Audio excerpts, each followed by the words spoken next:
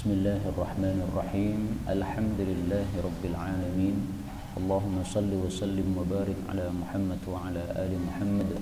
Allahumma anfa'na bima 'allamtana wa 'allimna ma yanfa'una wa zidna ilma wa barik lana fi ilmina warzuqna al-ikhlasa fil qawli wal 'amali kamila wa nas'aluka Allahumma 'ilman nafi'an la yunsa wa taufiqan daima wa sihhatan wa yaqina amin ya rabbal alamin. Alhamdulillah kaum muslimin rahimakumullah, hari ini tanggal 23 Rabiul Akhir 1443 kita lanjutkan tafsir Al-Quran satu hari satu halaman. Kita sudah sampai pada tafsir surah An-Nisa pada halaman 82, An-Nisa ayat 24 sampai 26 insyaallah taala. Jazakumullah. A'udzu billahi as-sami'il 'alim minasy syaithanir rajim min hamzihi wa nafthihi wa nafthihi. Wal muhsanatu minan nisa'i illa ma malakat aymanukum kitaballahi 'alaykum وأحل لكم ما وراء ذلكم أن تبتغوا بأموالكم محسنين غير مسافحين فما استمتعتم به منهن فآتوهن أجورهن فريضة ولا جناح عليكم فيما تراضيتم به من بعد الفريضة إن الله كان عليما حكيما ومن لم يستطع منكم طولا أن ينكح المحسنات المؤمنات فمما ملكت أيمانكم من فتياتكم المؤمنات والله أعلم بإيمانكم بعضكم من بعض فانكحوهن بإذن أهلهن وآتوهن أجورهن بالمعروف محسنات غير مسافحات ولا متخذات أخدان فإذا أحصن فإن أتين بفاحشة فعليهن نصف ما على المحسنات من العذاب ذلك لمن خشي العنة منكم وأن تصبروا خير لكم والله غفور رحيم يريد الله ليبين لكم ويهديكم سنن الذين من قبلكم ويتوب عليكم والله عليم حكيم. الحمد لله رب العالمين. اللهم ارحمنا بالقرآن آمين. Pada 3 ayat yang kita baca ini ada beberapa kata yang bisa dibaca dengan 2 bacaan. Yang pertama, Allah Subhanahu wa taala mengatakan wa uhilla lakum, boleh dibaca wa ahalla lakum. Terjemahnya berubah sedikit ya. Kemudian pada ayat-ayat ini kita temukan kata-kata muhsanat. Ini boleh dibaca muhsinat, baik pada ayat 25 yang pakai alif lam maupun yang tanpa alif lam, muhsanatin muhsinatin. Demikian juga ahsanna uhsinna, ini mirip dengan muhsanat dan muhsinat ya, terjemahnya tidak berubah banyak. Dan ini semuanya adalah qiraah mutawatirah yang sumbernya dari Rasulullah sallallahu alaihi wasallam. Adapun tafsirnya secara ringkas, Allah Subhanahu wa taala mengatakan pada surah An-Nisa ayat 24, wal muhsanatu, dan wanita-wanita yang bersuami, minan nisa'i, dari kalangan para wanita, tidak boleh kalian nikahi, illa kecuali ma malakat aymanukum, budak-budak kalian, maksudnya tawanan perang, kitaballahi, sebagai ketetapan dari Allah, alaikum, atas kalian, wa ahalla, dan Allah menghalalkan, atau wa uhilla, dan dihalalkan, ma wara'a dzalikum, apa saja yang di belakang itu semua, maksudnya yang tidak disebutkan, Antabtaghu, bahwasanya kalian mencari, maksudnya menikahi, bi amwalikum, dengan harta-harta kalian, maksudnya mahar, muhsinina, dalam keadaan menikahi, ghaira musafihina, tidak menzinai, famastamta'tum, maka apapun yang kalian itu bersenang-senang, bihi, dengannya, minhunna, dari para istri, fa'atuhunna, maka berikanlah kepada mereka, ujurahunna, upah-upah mereka, maksudnya mahar-mahar mereka, fariidatan, sebagai satu kewajiban. Wala junaha alaikum, dan tidak ada dosa atas kalian wahai para suami, fima taradaitum bihi, pada apa-apa yang kalian saling ridha dengannya, min ba'dil fariidah, setelah apa yang diwajibkan tersebut, yaitu mahar tadi. Innallaha, sesungguhnya Allah, kana, adalah, aliman, maha mengetahui, hakiman, maha bijaksana. Kaum muslimin rahimakumullah, ayat 24 ini wawunya, wa, ini masih bersambung dengan ayat sebelumnya. Karena itu tidak bisa dipaham kecuali kalau kita melihat ayat sebelumnya. Ayat sebelumnya Allah menyebutkan siapa-siapa wanita yang haram untuk kita nikahi. Maka Allah mengatakan, hurrimat alaikum, telah diharamkan bagi kalian untuk menikahi ummahatukum, ibu-ibu kalian, anak perempuan kalian, saudari perempuan kalian, bibi kalian, dan seterusnya. Nah, termasuk yang diharamkan untuk dinikahi adalah wal muhsanatu minan nisa, wanita yang sudah bersuami. Kita punya tetangga ini solehah, cantik, kita tertarik kepadanya, tapi ternyata sudah bersuami. Nah, kita lamar tidak boleh, kita nikahi tidak boleh. Itu namanya merebut istri orang. Ditanya, kamu nafkahnya setiap bulan dapat berapa dari suamimu? Nah, ternyata setiap bulan dikasih oleh suaminya 1 juta misalnya. Nah, kita tawari, kamu jadi istri saya saja, nanti setiap bulan saya kasih 3 juta. Nah, ini tidak boleh begini. Ini sudah bersuami dia, jangan diganggu. Wal muhsanat. Maka muhsanat dalam ayat ini artinya adalah wanita-wanita yang sudah bersuami.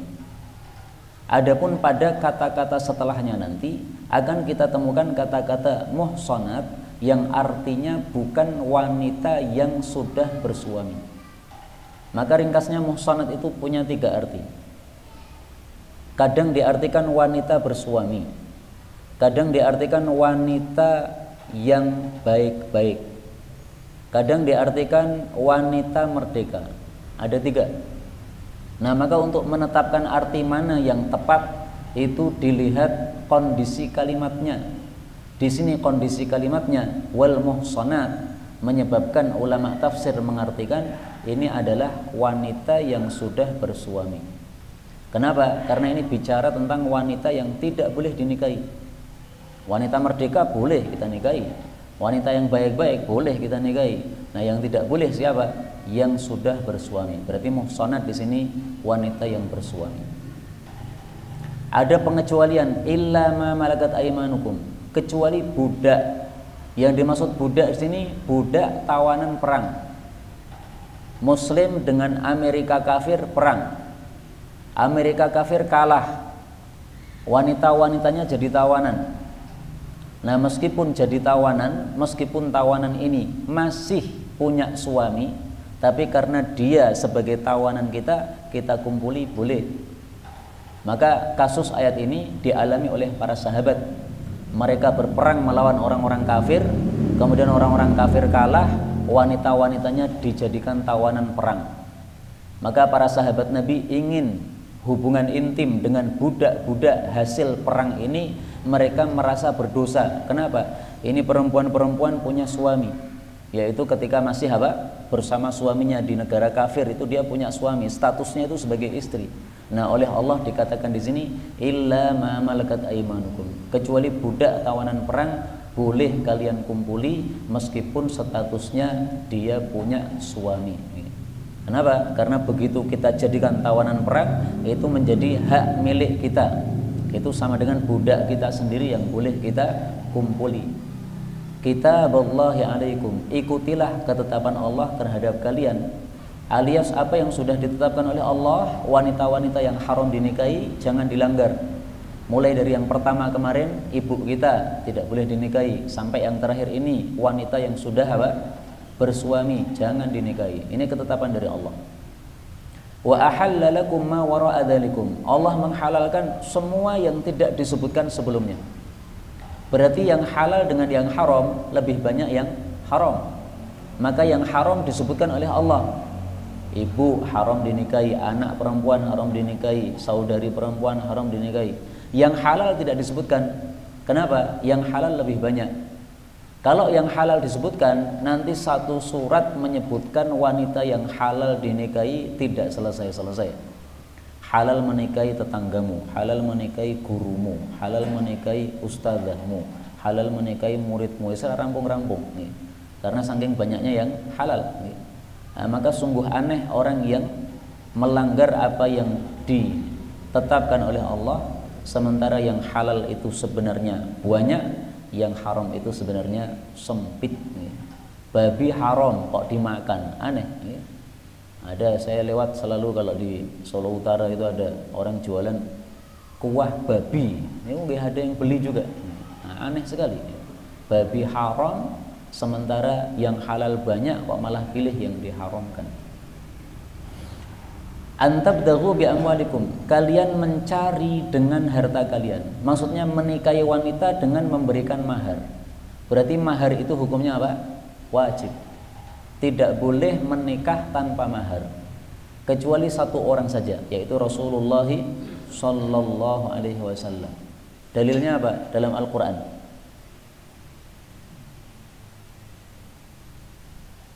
Khalisatan laka, khusus untuk kamu wahai Nabi Muhammad Sallallahu Alaihi Wasallam.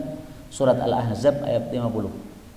Wa imra'atan mu'minatan, seorang wanita yang beriman, iwahabat nafsaha lin nabi, dia memberikan dirinya kepada Nabi Muhammad, in aradan nabiyyu ayyastankihaha, kalau Nabi ingin menikahinya silahkan tanpa mahar, khalisatan laka, khusus bagi engkau, min dunil mu'minin, tidak untuk orang-orang beriman yang lain.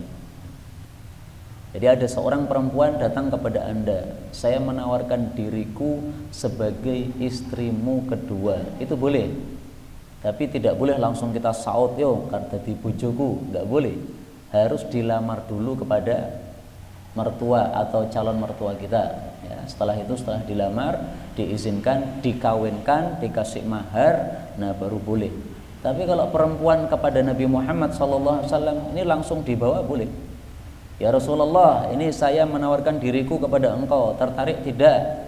Kalau Nabi mengatakan baik, saya tertarik, langsung goneng kamar apa-apa, sudah halal langsung. Tapi ini untuk Nabi, makanya Allah mengatakan khalisatan laka. Karena kalau ini tidak khusus Nabi, wah rusak nanti. Ustadz boleh, wah penaan. Akeh tunggali sing gelem gitu.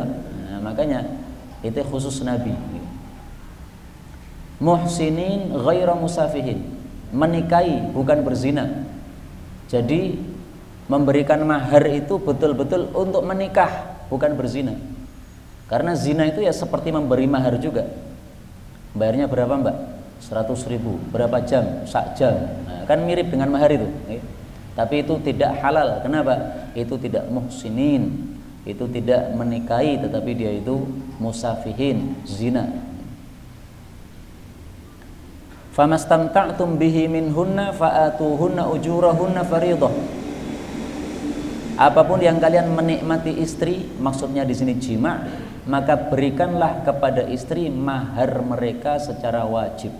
Ini menunjukkan kapan seorang wanita berhak mendapatkan mahar secara penuh, ketika sudah dijima oleh suaminya. Ada dua sebab wanita mendapatkan mahar secara penuh. Yang pertama, apabila sudah dijima, meskipun hanya satu kali, maka dia berhak mendapatkan mahar penuh. Maharnya misalnya 1 miliar.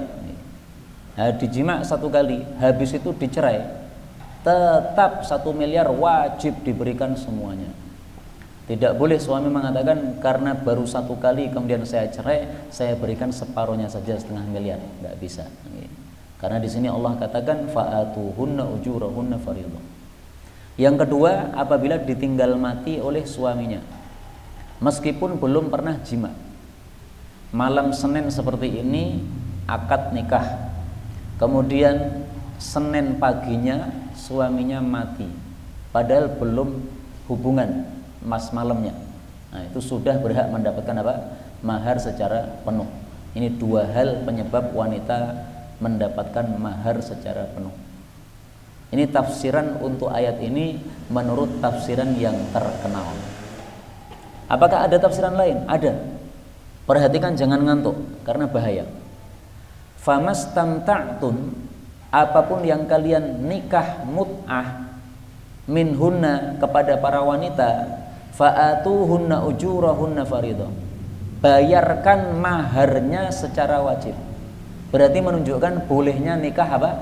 Mut'ah.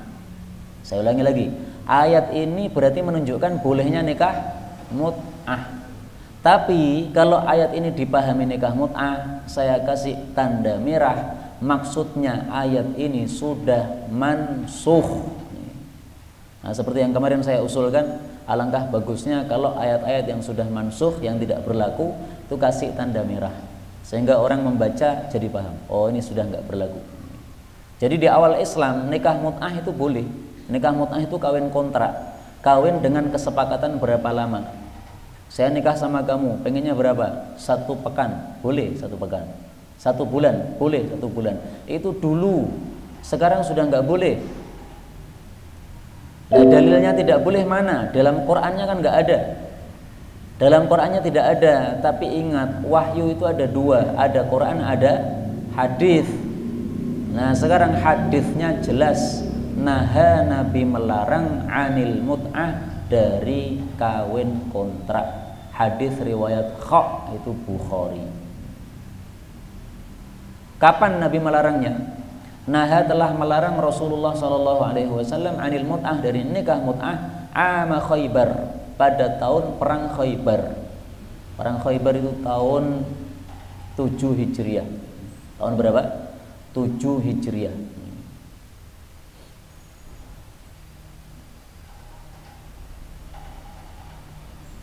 Ini saya tulis 6 Hijriah, salah. Ini 7 Hijriah. 6 Hijriah itu kan Sulhul Hudaybiyah. Dalam hadis yang lain, rakhasa Rasulullah membolehkan ama Autos, pada perang Autos. Ini tahun 8 Hijriah. Fil mut'ah, untuk melakukan kawin kontrak lagi, tapi hanya salasata ayyam, 3 hari doang. Tsumma naha anha, kemudian Nabi melarangnya lagi. Dalam riwayat yang lain, ila yaumil qiyamah, sampai kiamat dilarang. Berarti kawin kontrak itu pernah halal 2 kali, pernah diharamkan juga 2 kali. Di awal Islam halal, terus tahun Khaybar tahun 7 Hijriah diharamkan. Kemudian pada perang Autos tahun 8 Hijriah dihalalkan lagi, cuman 3 hari. Kenapa? Ini perjalanan selama beberapa bulan lamanya, para sahabat melakukan beberapa kali peperangan, sehingga mereka sudah lama tidak ketemu istri. Rindu kan sama istri? Nah, Nabi tahu kalian sama rindu sama istri. Sudahlah, boleh kawin kontrak, tapi cuma 3 hari. Habis 3 hari selesai, Nabi mengatakan hukumnya balik, haram lagi sampai kiamat. Nah, maka berdasarkan ini Ahlus Sunnah wal Jamaah berkeyakinan nikah mut'ah hukumnya apa? Haram. Maka boleh saja famastamta'tum, ini diartikan nikah mut'ah, tapi ayatnya sudah mansukh. Kemudian Allah mengatakan wala junaha 'alaikum fima taradaitum bihi min ba'dil fariidhah. Tidak apa-apa saling ridho antara suami istri setelah mahar yang ditetapkan. Maksudnya gimana? Maksudnya sama dengan ayat yang lain. Nah, supaya paham kita baca ayat yang lain saja. Allah Subhanahu wa taala menyebutkan pada surah An-Nisa ayat 4. Wa atun nisa, berikan kepada istri shadaqatihinna, mahar mereka, nihlah, sebagai suatu kewajiban. Fa in tibna lakum an syai'in minhu nafsan, Kalau para istri merelakan sebagian dari mahar yang sudah ditetapkan, fakuluhu hani'an mari'a, silahkan makan dengan nyaman, dengan tenang. Artinya maharnya 10 juta misalnya, setelah kita bayarkan 5 juta, istri mengatakan yang 5 juta tidak usah dibayarkan. Nah, itu berarti merelakan. Itu namanya tibna, merelakan. Nah, maka dimurahkan 5 juta, alhamdulillah, diterima saja. Terima kasih istriku, mestinya saya bayar 10 juta, tapi karena engkau cinta padaku jadi 5 juta saja. Terima kasih. 5 juta sisanya saya bisa melamar wanita lain. Kalau niku parah nih. Ya, jangan ngoten nih. Nah, itulah makna dari taradhu itu, saling ridho. Saling ridho artinya apa? Mau ditambah boleh, mau dikurangi boleh, sesuai dengan keinginan. Istrinya tadi menginginkan dikurangi aja 5 juta, nggak apa-apa. Atau suaminya malah saya tambah aja 15 juta, nggak apa-apa. Ya, saling ridho, nggak ada masalah. Allah Maha mengetahui, Maha bijaksana.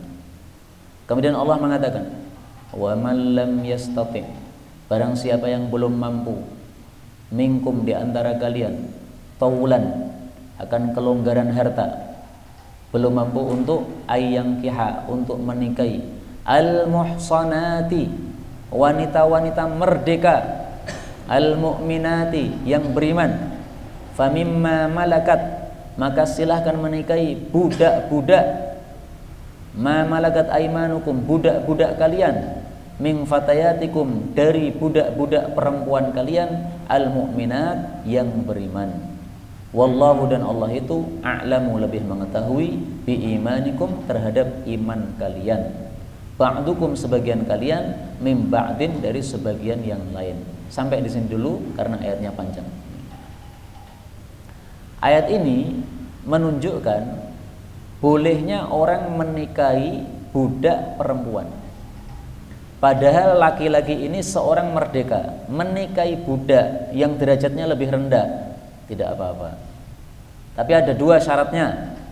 Syarat pertama, lam yastati minkum taulan, tidak memampui untuk menikahi wanita merdeka. Karena mahar wanita merdeka dengan maharnya budak itu biasanya berbeda. Misalnya wanita merdeka maharnya 10 juta, budak maharnya 1 juta. Nah, ini tidak punya duit 10 juta, tidak bisa menikahi wanita merdeka. Inilah syarat yang membolehkan dia menikahi budak. Kalau syaratnya ini tidak terpenuhi, tidak boleh. Anda punya duit 10 juta, punya, berarti bisa menikahi wanita merdeka. Silahkan menikahi wanita merdeka. Menikahi budak nggak boleh. Maka muhsinat atau muhsanat di sini artinya bukan wanita yang sudah bersuami, tapi apa? Wanita merdeka. Kok tahu dari mana? Dari kalimat setelahnya. Karena setelahnya ada ma malakat aimanukum, yang artinya budak. Kebalikan dari budak adalah wanita merdeka. Kemudian Allah mengatakan di sini, wallahu a'lamu bi imanikum, Allah lebih tahu iman kalian. Artinya hakikat urusan itu Allah yang lebih paham. Kita diperbolehkan menikahi budak perempuan beriman. Taunya kalau beriman gimana? Iman kan di hati. Taunya ya dari zahirnya. Melihat budak ini melakukan salat, oh berarti beriman. Budak ini membaca Quran, oh berarti beriman. Adapun kalau ternyata dia munafik, bukan urusan kita. Nah, kita sudah memeriksa secara zahirnya saja. Ba'dukum min ba'd, sebagian kalian dari sebagian yang lain. Artinya budak maupun merdeka itu sama-sama saudara muslim, sehingga boleh menikahi, saling menikahi, nggak ada masalah. Belum tentu orang merdeka itu derajatnya lebih tinggi di hadapan Allah daripada orang yang budak. Karena Allah mengatakan inna akramakum indallahi atqakum. Yang paling mulia di antara kalian di hadapan Allah yang paling takwa. Ini budak takwa lebih mulia daripada merdeka tapi tidak takwa. Kemudian Allah mengatakan fankihuhunna, maka nikailah budak-budak itu biizni ahlihinna, dengan izin dari majikan-majikan mereka. Wa atuhunna, dan bayarkanlah kepada mereka ujurahunna, mahar-mahar mereka bil ma'ruf dengan baik. Muhsanatin dalam keadaan wanita-wanita yang baik-baik, ghairu musafihatin bukanlah wanita-wanita yang pezina, wala dan tidak pula muttakhidati akhdan wanita-wanita yang memiliki gundik atau suami simpanan, ya, pria simpanan. Fa idza maka apabila ahsanna atau uhsinna mereka sudah menikah, fa in ataina maka jika mereka melakukan bifahishatin suatu perzinaan, fa alaihinna maka atas mereka nisfu separuh ma 'alal muhsanati apa yang menjadi kewajiban wanita-wanita merdeka minal adabi dari siksaan atau hukuman. Dzalika hal itu yaitu menikahi wanita budak itu liman khasyal anata bagi siapapun yang khawatir terjerumus zina minkum di antara kalian. Wa antasbiru kalau kalian sabar tidak menikahi budak khairul lakum itu lebih baik bagi kalian. Wallahu dan Allah itu ghafurur rahim maha pengampun maha penyayang. Tadi saya katakan boleh menikahi budak wanita syaratnya dua. Syarat pertama di awal ayat. Syarat kedua di akhir ayat, liman khasyal anata minkum. Bagi siapapun yang khawatir terjerumus dalam zina. Jadi syahwatnya sudah memuncak. Suruh menikahi wanita merdeka enggak punya kemampuan. Nah, gimana ini solusinya? Solusinya nikahi budak. Berarti syaratnya harus dua, ya. Syarat pertama tidak punya duit, syarat kedua syahwatnya sudah memuncak yang sampai dia khawatir zina. Kalau syahwatnya sedang-sedang saja 5 watt misalnya, nah, maka tidak boleh menikahi budak perempuan. Kenapa? Dia hanya punya satu syarat dari dua syarat ini. Syarat pertama nggak punya duit, oke, dia nggak punya duit. Tapi syahwatnya normal-normal saja, biasa saja, tidak sampai khawatir zina, tidak boleh menikahi budak. Karena itu dalam hadis yang sahih Rasulullah menasihati orang yang belum mampu menikahi perempuan untuk banyak melakukan puasa. Alaikum bil ba'ah, hendaklah kalian menikah. Ya ma'syarus syabab, wahai para pemuda, man istata'a minkumul ba'ah, siapa yang mampu nikah falyatazawwaj, nikah saja. Fa innahu aghaddu lil basar, lebih menundukkan pandangan, ahsanu lil farj, lebih menjaga farji. Malam yastati, tidak mampu, fa alaihi bisawm, selalulah puasa sunnah. Fa innahu lahu wija, karena puasa sunnah itu seperti pengebirian. Maksudnya menyebabkan syahwatnya jadi berkurang, sebagaimana kalau dikebiri syahwatnya berkurang. Dikebiri yaitu dirusak bagian apa? Pringsilannya itu, ya, diambil atau diremuh, maka syahwatnya jadi berkurang. Nah, puasa ini juga menyebabkan syahwatnya berkurang. Hadis ini muttafaqun alaih. Sudah banyak puasa, syahwatnya masih menggebu-gebu, malah tambah menggebu. Karena meskipun puasa makannya cuma 2 piring, tapi 2 piring ini munjung-munjung, ora kacek. Yang 1 piring munjung sama dengan 3 piring. Berarti puasa makannya sama dengan 6 piring. Ngalah-ngalahi kalau tidak puasa. Ya syahwatnya banyak kalau begitu, sama aja. Nah, kalau puasa pun masih muncul syahwatnya banyak, ada solusi lain. Gondronglah rambutmu. Sumu puasalah, wa aufiru syu'urakum, gondrongkan rambutmu. Fa innaha majfarah, karena gondrongnya rambut menyebabkan syahwatnya berkurang. Tapi hadis ini riwayat Abu Dawud, derajatnya dhaif. Nah, tapi mungkin juga orang rambutnya gondrong sehingga abwat, nah, sehingga mengurangi syahwat, saya nggak tahu saya. Kalau yang hadisnya sahih jelas itu puasa, itu mengurangi syahwat.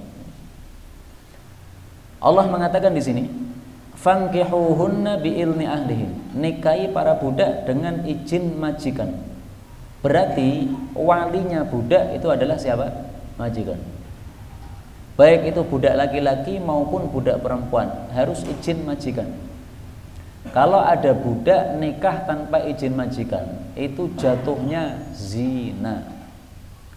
Budak laki-laki menikah tanpa sepengetahuan majikan, zina, itu tidak sah.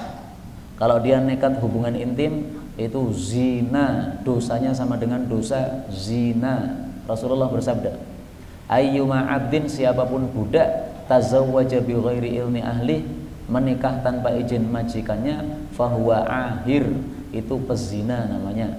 Hadis riwayat Abu Dawud sahih. Sama juga ya, seorang perempuan menikah tanpa izin walinya, zina sama dengan. Dia punya bapak, minta izin sama bapaknya, Pak mau nikah. Bapaknya mengatakan tidak boleh. Kenapa? Ada sebab yang menyebabkan apa? Bapaknya melarang dia menikah karena tidak sekufu misalnya. Nekat nikah lari akhirnya.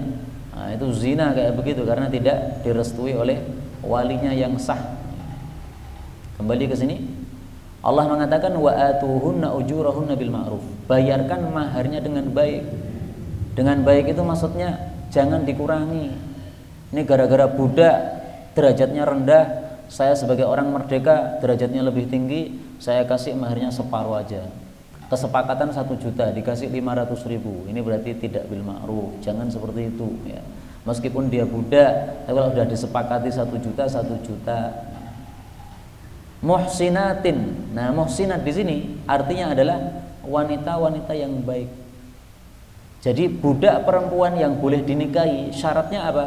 Budak yang beriman, yang muhsinat, yang baik akhlaknya, yang tidak mesum kepada para lelaki, yang tidak terkenal sebagai musafihat, yang pezina, muttakhidati akhdan, yang punya gundik. Nah, kalau dia punya gundik berarti bukan wanita yang baik-baik. Nah, maka di sini kita sudah menemukan kata-kata muhsanat yang artinya 3 tadi. Untuk ayat pertama wal muhsanat, wanita-wanita yang sudah bersuami. Untuk ayat berikutnya al muhsanatil mu'minat, ini wanita-wanita merdeka. Kemudian masih di ayat ini muhsanatin ghairu musafihat, di sini artinya wanita-wanita yang baik. Allah mengatakan fa idza ahsanna fa in ataina bi fahishah fa alaihinna nisfu. Kalau budak wanita ini sudah menikah kemudian masih nekat melakukan zina, maka hukumannya separuh dari hukuman untuk wanita merdeka. Wanita merdeka kalau berzina hukumannya apa? Hukumannya ada 2 kan? Kalau dia sudah menikah dia dirajam, kalau dia belum menikah dia dicambuk 100 kali. Lah di sini Allah mengatakan kalau budak perempuan sudah menikah tetapi kemudian melakukan zina, hukumannya separuh. Nah, separuh ini separuhnya apa ini? Separuhnya rajam apa separuhnya cambuk? Rajam ini nggak bisa diparuh, mati nggak bisa diparuh, Pak. Mati separuh ora iso. Nah, maka berarti yang bisa diparuh adalah hukuman kedua. Berarti cambuk 100 kali inilah yang diberikan kepada budak yang berzina. Tetapi nisfu separuh saja, berarti dicambuk 50 kali. Nah, maka di sini perbedaan hukuman antara budak dengan orang merdeka. Orang merdeka bisa jadi dirajam, bisa jadi dicambuk 100 kali. Tapi kalau budak hukumannya cuma 1 macam, yaitu dicambuk 50 kali. Enggak peduli dia sudah menikah maupun dia belum menikah, hukumannya tetap sama, cambuk 50 kali. Dalam hadis Nabi SAW